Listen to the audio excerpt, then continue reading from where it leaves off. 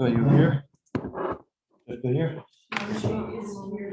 Here, but not here. That's fine. I'll check. Malka Lavana. Hi. Michelle? Here.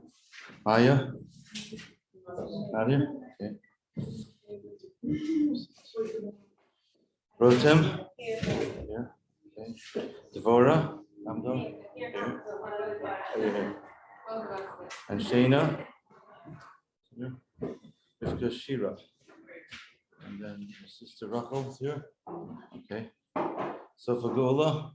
Here. And Sarah. Here. Okay. Good. Most of us are here. Let's begin. I wanted to issue a warning that I'm in the mood of telling stories today. So maybe a little bit later we'll get into that. Let's learn a little bit first, because otherwise I usually just start still and it doesn't stop. So let's start from page Chav. Actually, Chav Aleph. We're on page Chav Aleph, Halacha Yud Gimel.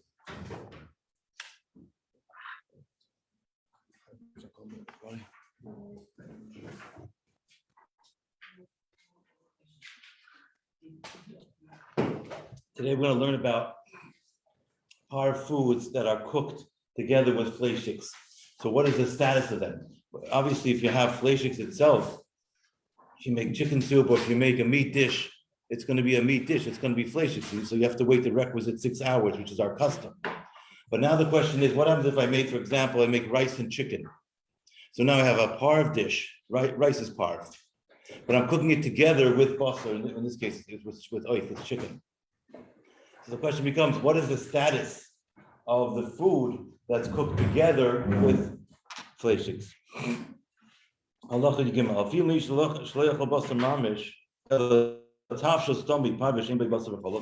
if someone consumed a parv food that's not meat or milk, that's cooked together with meat, even if it's clear chicken soup, for example, or clear gravy, even though the aforementioned reason that we had last week as to why we waited 6 hours is because there's pieces of meat between our teeth, or because it gives off a certain aftertaste in our system. So even if these reasons don't apply, because you're not going to say that with the rice, because it's not actual pieces of meat and it's not going to have that same aftertaste. The minhag is that we don't have any cheese or any dairy dishes after eating a food that was cooked together with meat. Now we're on top of page base, or even to eat a dish that has dairy in it.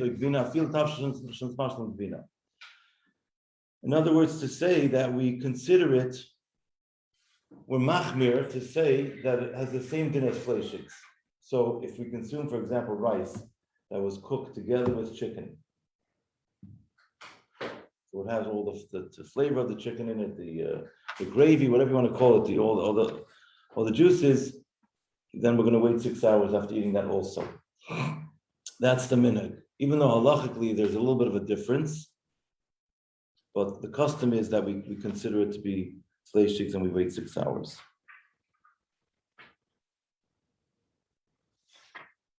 Now we turn to page Chabez, Halacha Yudalid. Any questions on what I said so far? Okay, that's good. Halacha Yudalid gets into, if you notice, we're digressing. We started off with the prohibition of mixing milk and meat together. And then we got into waiting period. After eating meat, we wait 6 hours till we have dairy, and after eating dairy, we wait 1 hour till we have meat. That's the Chabad custom. Okay, we got that. Then we're getting into taking a parv food, cooking together with meat. We're saying that we're considering that as meat also. So therefore, we're going to wait the requisite 6 hours. And now we're digressing further by saying, what about if I don't actually mix the parv food together with meat itself, but rather I cook parv food in a meat dish, in a meat vessel? That's different, right? Make sense? So for example, I'm going to take my cholent pot that's cleaned. It normally has meat in it, but I'm cooking up pasta in there, plain pasta. So I'm taking a fleishig pot, and I'm cooking a meichel stomach. Meichel stomach means a parv food. That's the case we're going to discuss now. It's a very common scenario, by the way. It happens all the time. If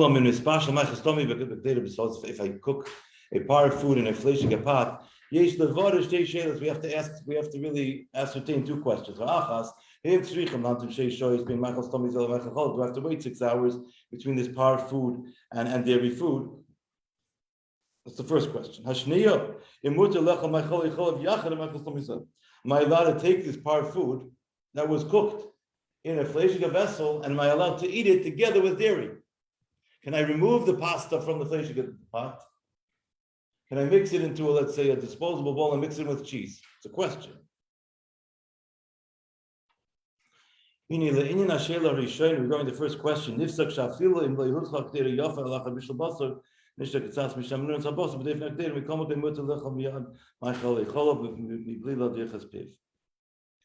I just said something very fast. I apologize.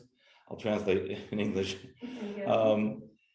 It's brought down that if the fleshige pot was mostly clean, and even if there was a tiny speck that had a little gravy, that whatever, a tiny bit on it, which would be nullified 1 in 60, you can have this par food, and then you're allowed to have dairy right after it. We're talking about when it's washed properly, but there may be a tiny speck left. Okay, now,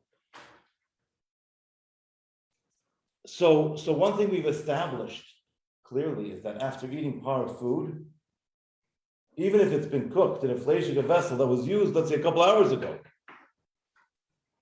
after eating this par food, when the pot was clean, I do not have to wait any period of time before having dairy.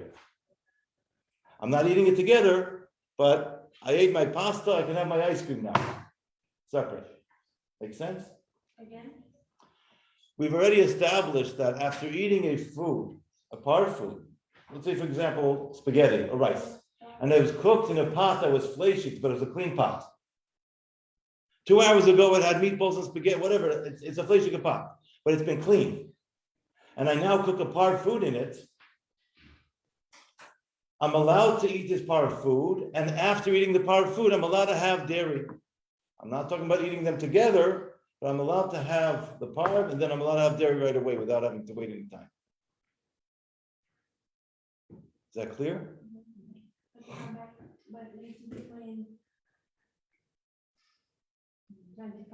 24 hours before, no? Just clean. Even if it wasn't clean 24 hours before.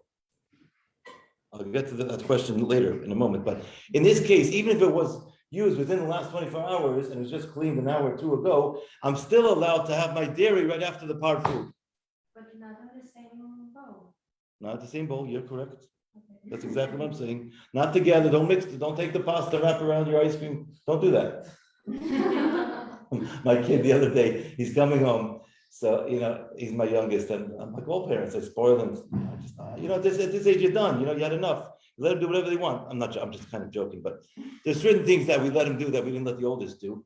So he comes home, he wants to have ice cream for supper. I'm like, eat some food, whatever, something healthy. So this kid loves lettuce. So we were washing the lettuce for Shabbos. We had a bunch of lettuce on the table drying. He's munching on lettuce. I said, you want to take your lettuce, wrap around the ice cream? You want to I was kidding with him. But anyway, just reminded me. Anyway, so the first question, we're allowed to have, after eating par food in a fleshige vessel, I'm allowed to have dairy right away, no waiting time. Now, the next question is,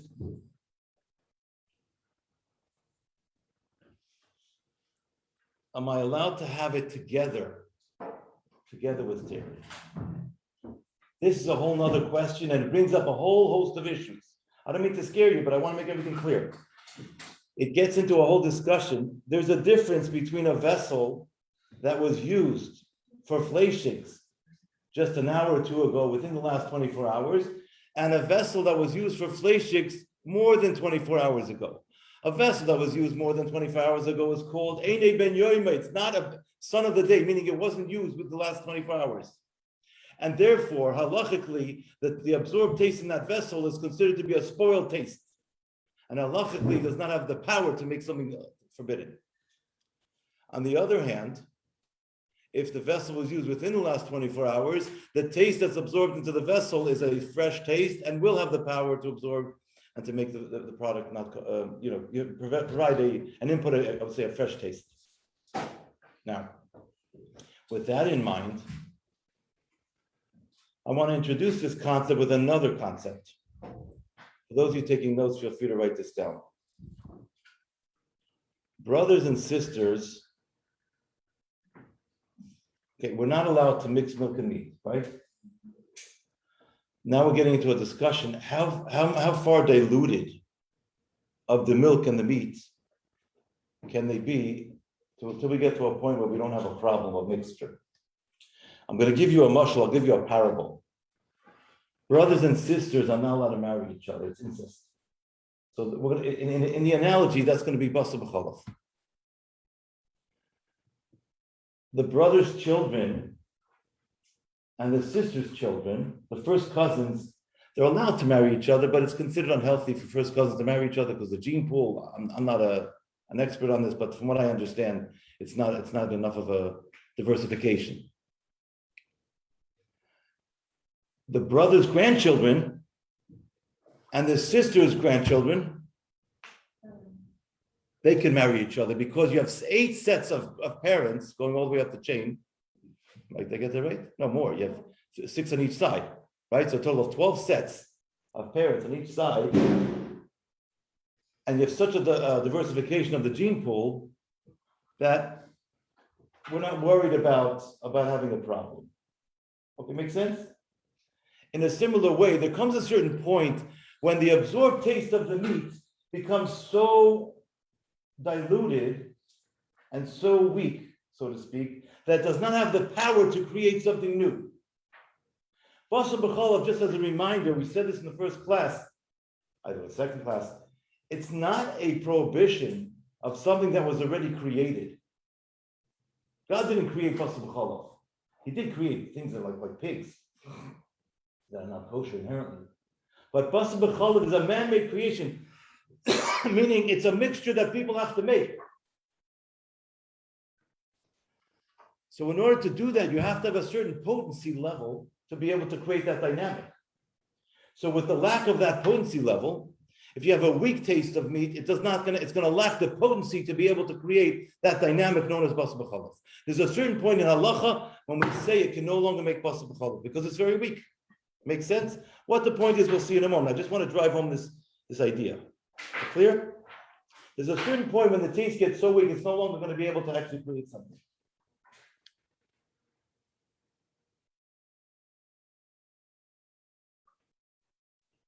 Let's look inside, and then I'll probably go into my stories. Halacha Tezvav. Linyan Ashela Shni, regarding the second question, the Chatchila in Levashal Maichastomi B'Ktei B'Soros. Chatchila, one should not cook a par food and a fleshig pot and with the intention of eating it together with dairy. Even with the evidence, if someone did cook a par food in a fleshig vessel, the Ashkenazic tradition is to be machmer, to be stringent, not to eat this food together with dairy, even if the vessel was cleanly washed. That's all talking about if the vessel was used within the last 24 hours for meat. If the vessel was not used within the last 24 hours, so the last time I used this fleshig pot was 3 days ago. That means that in the last 24 hours, I did not use the vessel at all. It sat in the cupboard. I'm allowed to eat this food together with dairy. What's the reason? Because the taste of something that's absorbed for more than 24 hours, it's already spoiled, and it's considered to be like a taste that's ruined. It no longer has the potency to make another vessel not kosher, another food rather, make another food not kosher and create problems. That's already if it was cooked, meaning you already cooked the pasta. Let me give you I'm going to give you like a live scenario now. I cooked pasta tonight because I'm having a big face. I'm having meatballs and pasta, but I'm cooking the pasta in a separate pot. And the pot was not used in the last 24 hours. The meatballs are a separate pot. We'll leave that out off the discussion. And I have like 5 pounds of pasta left over. I put that in the refrigerator, in a bag. The pasta is par. It was cooked in a fleshig pot that was not used in 24 hours. After the fact, I'm allowed to take that pasta, put it into, let's say, a disposable bowl, and mix it with cheese after the fact. Because I cooked the pasta, after the fact, let me just explain. Please, it's going to take a little time to go over this because there's a lot of very delicate nuances here. After the fact, meaning I cooked the pasta with the intention of serving it tonight. I didn't cook it because I want to be able to have tons of pasta to mix with cheese. That's not appropriate to do that. Unless you have absolutely no other choices. I'll explain that in a moment as well. It's not proper to cook a part of food, even if it was not used in the last 24 hours, with the intention of eating it together with dairy. In other words, like this. We have a dairy kitchen, we have a meat kitchen, or we have dairy pots and meat pots, even if we're using the same stove. We're not supposed to be in the habit of cooking a part of food in a fleshige pot and then eating that particular food with dairy, because it creates a very it dilutes the segregation in the kitchen. It's not good. It's not a good practice, right? So the act itself is not forbidden per se, but what it could lead to could be forbidden. Therefore, we say don't do it. But if a person cooked the pasta for the sake of serving it tonight, and you have leftovers, it's a different discussion. I have some leftovers, I'm allowed to use it now with dairy. If the vessel, the fleshige pot, was not used in the last 24 hours. If a person does not have, let's say a person has very limited pots. They have 2 pots in their kitchen. One's fleshig, one's milchig, and whatever, and they only have one big fleshige pot. And they cook, and therefore they have to use that. Then you're allowed to use that clean fleshige pot that was not used in the last 24 hours, even if you have to then decide to remove the pasta from that pot and serve it with dairy. Because a situation of b'diavad, meaning a situation of shas al-tchat, which means if I'm in a situation where I have no choice, halachically has the same category and classification as b'diavad, after the fact. So just like a moment ago, I said after the fact, after you already cooked the pasta, I'm allowed to then mix it with dairy. If I, obviously moving it away, putting it into like a disposable pot or a bowl or something, I'm allowed to mix it with dairy. So too, in a case where I have no other choices, I have no other pots to use. So if the pot was not used in the last 24 hours, I'm allowed to use it. After the fact, it was already mixed together, even if the pot was a ben yoimei. In other words, like this. If the fleshige pot was used within the last 24 hours, I'm forbidden from mixing it together with, taking that pasta and mixing it together with cheese or dairy. But if someone mistakenly did mix it, the food is kosher b'diavad after the fact. The Sfardim are more lenient about this, by the way. Okay, so in summation, just to summarize, l'chatchila, we don't get into the habit of cooking hard dishes in a fleshige pot for the sake of taking that hard food out of the fleshige pot and mixing it with dairy. If we cook the hard food in the fleshige pot for the sake of eating it, let's say together with fleshigs, and then I had some leftover pasta in this case, then I'm allowed to mix it together with cheese in obviously in a responsible manner, like a disposable dish or something, after the fact, because the pot that I cooked the pasta in was not a ben yoimei, it was not used within the last 24 hours. If I have a situation where I have no other pots, because I have very limited choices available in my kitchen or in my dorm, wherever it is, then I'm allowed to use a fleshige pot that's clean, that was not used within the last 24 hours, even if I have in mind to empty that pasta and mix it with cheese later, because I have no other choices. It's not ideal, but if you have no choice, it's allowed. And then we set a fifth din that if somebody mistakenly took pasta, in this case pasta, rice, you can choose any part of food you like, and they cook it in a fleshige pot that was used within the last 24 hours, and then they mistakenly mixed it with dairy, which you're not supposed to do, then after the fact, the food still may be eaten, even though they're not supposed to do such a thing, according to Ashkenazi tradition. Any questions? And also, according to the Chabad? Yeah, we follow that tradition. Also. Yeah. Oh. Okay. Okay. I have a question. Yeah, please. We have like a Shabbos meal, and we bake a cake, parve cake on milk kitchen. Can we eat this cake like parve? Like you baked it in a milchige oven. Yeah. You don't eat it together with meat. You can have it at the end of the meal after the meat's been taken away. Okay, thank you.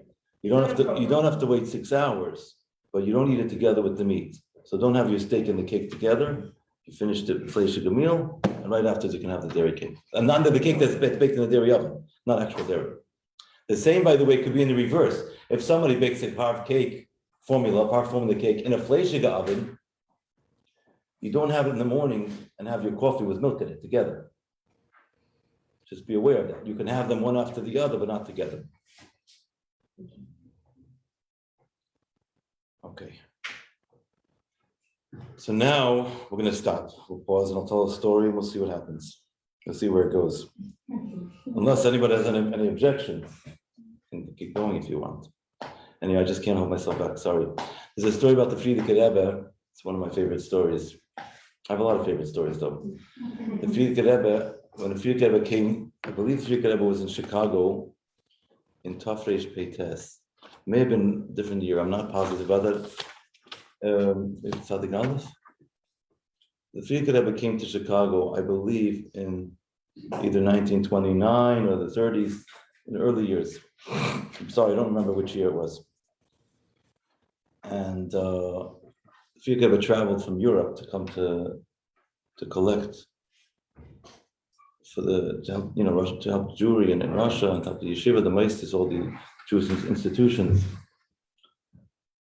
And they prepared a list of gvirim, of wealthy individuals who could give tzedakah and help support Jewish life in Europe. And there was one Yid, it's a famous one in Chicago, who was a miser, a very wealthy man. He was a furrier, actually. He was in the clothing business. He sold coats. And he was a miser. He didn't give any tzedakah. He was a friendly man, but didn't give any tzedakah.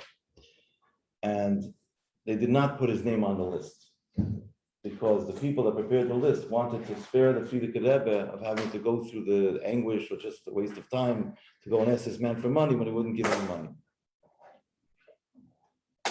The Frierdiker Rebbe looks at the list and he says, "Where's the name of this rich man? How come he's not on the list?"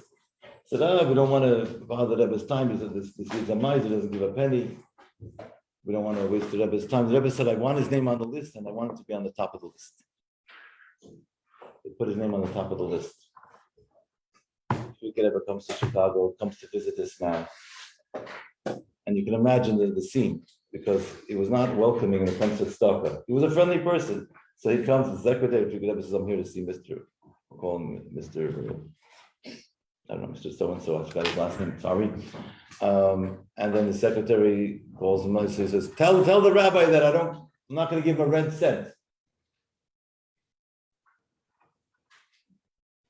So the Frierdiker Rebbe said to the secretary, after hearing that, "I didn't come to ask him for money. I want to speak to him." So the man says, "Okay, the rabbi wants to talk to me. I'll speak to him, but I'm not giving a red cent." And remember the scene, the Frierdiker Rebbe traveled all the way from Europe in the 1920s or the early 30s. So arduous trip. And he says to the furrier, this guy comes out, and he says to him, Frierdiker Rebbe was wearing a kapata. He shows him, he says, "I'm missing a button in the back of my coat, a kapata. Maybe you could help me." The furrier says to the Frierdiker Rebbe, "You think I'm a fool to believe that the rabbi traveled all the way from Europe, overseas on a trip, to come all the way to Chicago to ask me for a button?" The stage was set. And the Frierdiker Rebbe responds and says, "You think I'm a fool to believe that the whole reason that God blessed you with wealth and brought your soul down into this physical world was so that you should just hold it to yourself and not use it to build Jewish life, yeshivas, chadorim, mikvois, and bring Judaism and godliness into the world?"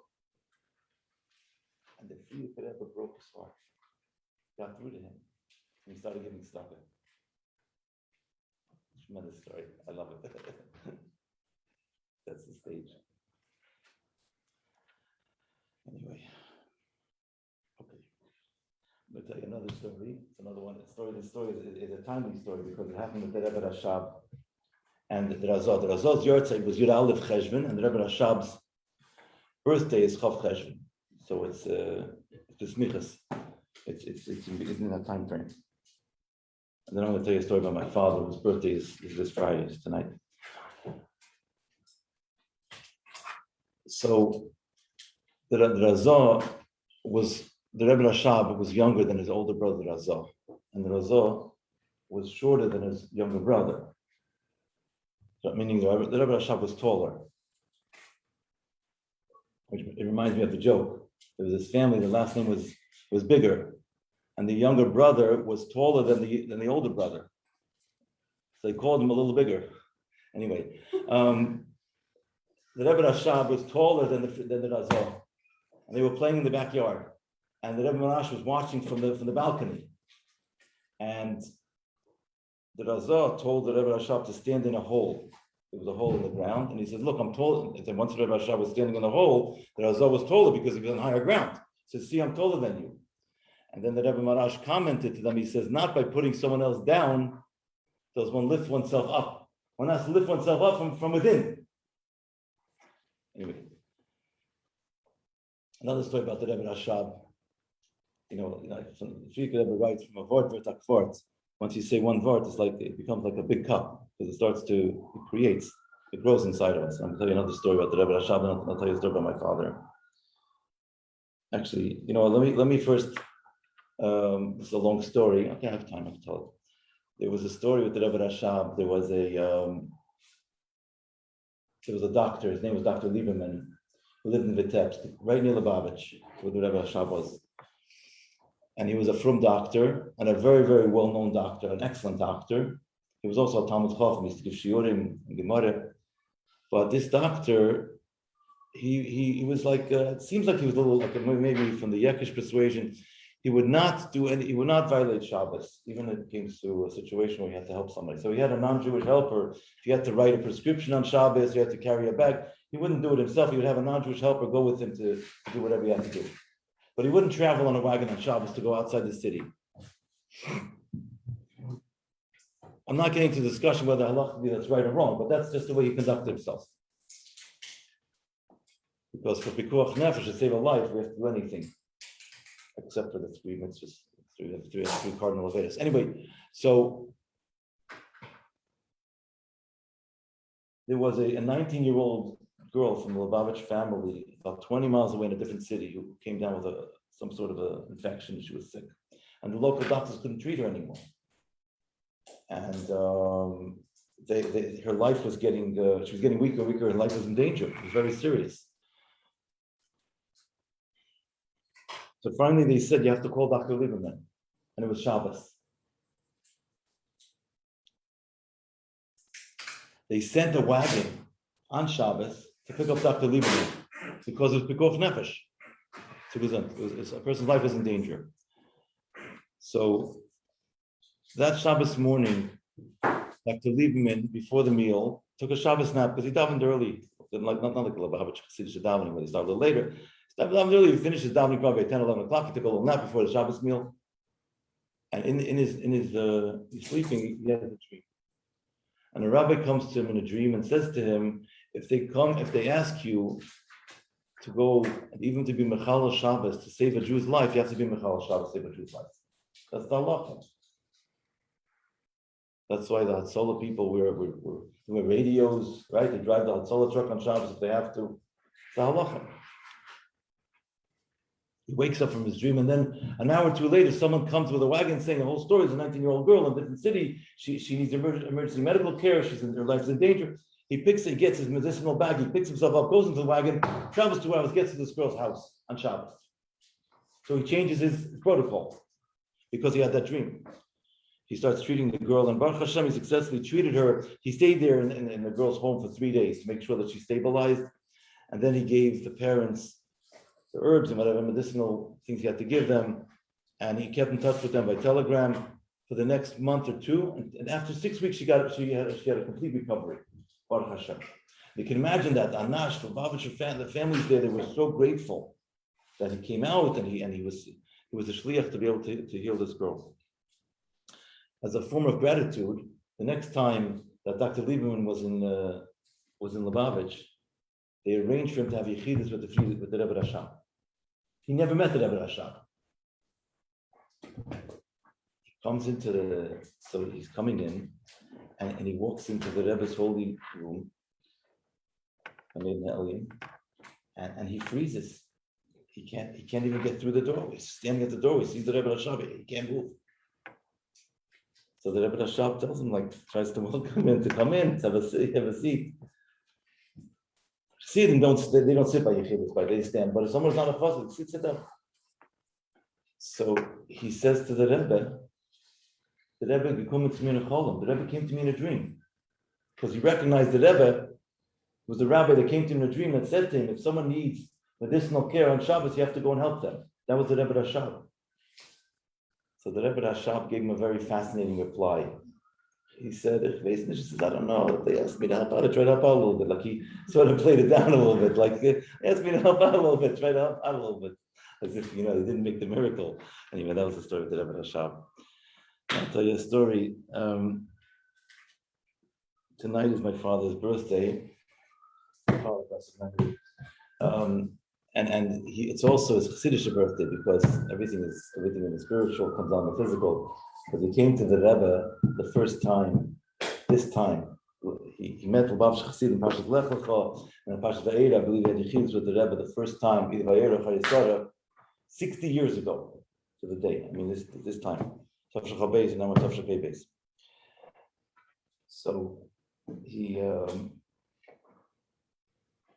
came to the Rebbe, and there's a lot of stories to tell, but one of the points I want to bring out was that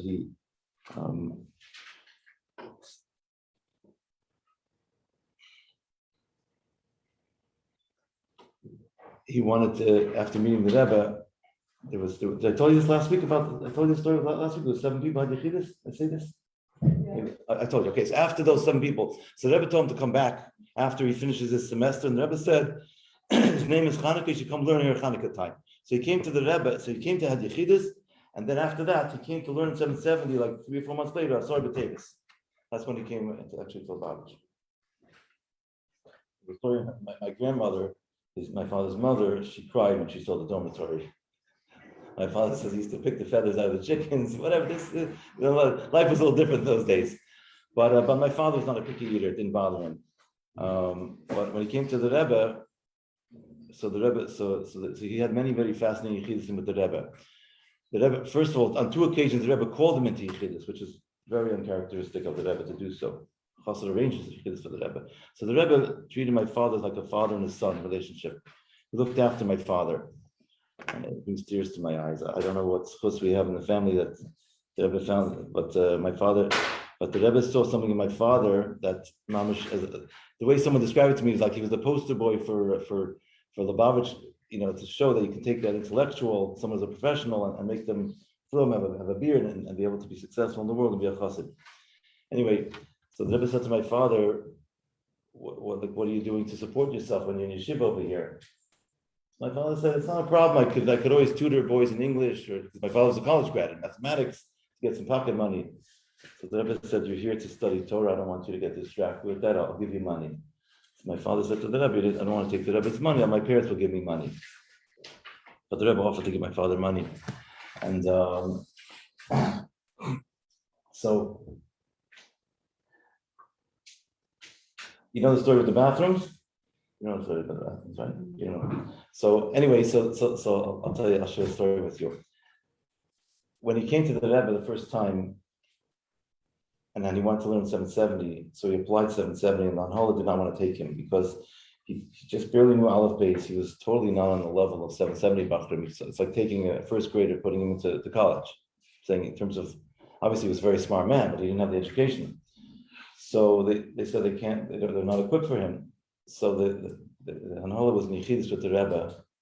They used to have yichidus with the Rebbe, the Shabbos and Varchim before every Thursday night, before every Shabbos and Varchim. So it was Chodesh Kislev that Thursday night, before Chodesh Kislev. And the Rebbe said to him, anything new happening in the Shiva? They said, this boy, Jack Hanoka, wanted to apply to come to 770. He's not shaykh, he hardly knows, can't even read, just really reads Aleph Beis. So the Rebbe said, if I was you, I would accept him. That was the Rebbe's way of saying it. He wasn't forcing them because it was their decision, but obviously when the Rebbe says that, they acquiesced. And then the Rebbe said there'll be hundreds and thousands more like him. And on that story, Rabbi Majeski told me that such a lashon from the Rebbe is like opening up a new pipeline. It's like a whole new, it's going to be a new shlav, meaning it's a whole new era. And then they said to the Rebbe, what's he gonna do in 770? So the Rebbe said about cheshvan from the event, he's going to draw inspiration from the walls. That's the story. A year after being in 770, my father noticed a lot of things, because the Rebbe also asked my father if there's anything that he notices that they can do at 770 to make it more attractive for college students to come. The Rebbe wanted to make the place, to make them welcome, because he wanted to make Bali Chuvas. My father was very frank with the Rebbe. He said that they have to improve the physical appearance, and the paint was peeling in the bathrooms.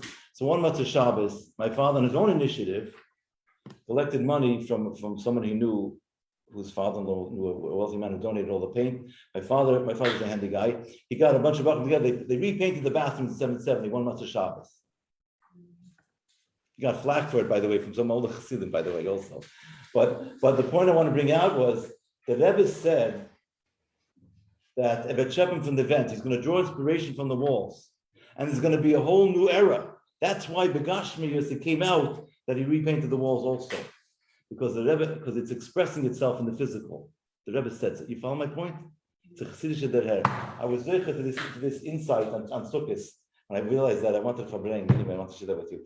Have a wonderful Shabbos. It's already, and my father's Shamash of Aliyah. Anyways, so we should continue doing the work, the good work. My father also loves Chassidish expression, by the way. At Chassidish Fabrengen, he would say, so you say l'chaim, right? If you bring the car into the mechanic, you get a lube job, right? You have to put in all kinds of oils. And basically, you have to change the oils to get the grease, to get the machine moving. He would say that saying l'chaim is a lube job, a Lubavitcher job. It gets the system going, and it gets all the parts working, and savam tzechon. A lube job, anyway, l'chaim. Okay, have a good Shabbos.